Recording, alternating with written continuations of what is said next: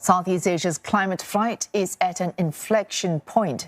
Governments and businesses have taken huge strides to transition into a greener future. But the region still has a long way to go. That's according to the latest report card assessing the region's move from climate promises to action that would help limit global warming to 1.5 degrees Celsius by 2030. Melissa Goh has more from Temasek's Eco-Prosperity Week. A year of dramatic action in terms of climate action in the region. 8 out of 10 countries in Southeast Asia now have net zero targets, up from just 2 a year ago.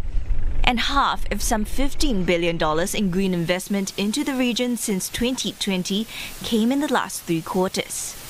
We're at the moment now where it's the road from Glasgow to Kuala Lumpur, Jakarta and KL, where all of the hard work really needs to be done now to commit the promises that we made last year into tangible action.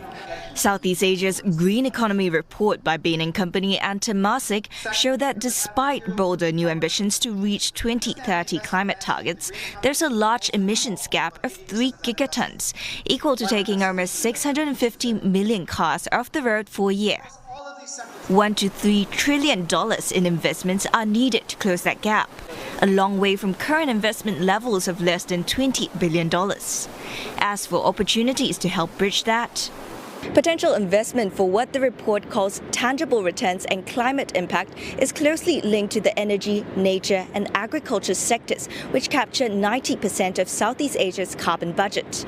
The report also outlines 5 key levers that could drive the region's potential to cut carbon emissions, the largest one being forest conservation, which will represent a $20 billion opportunity by 2030.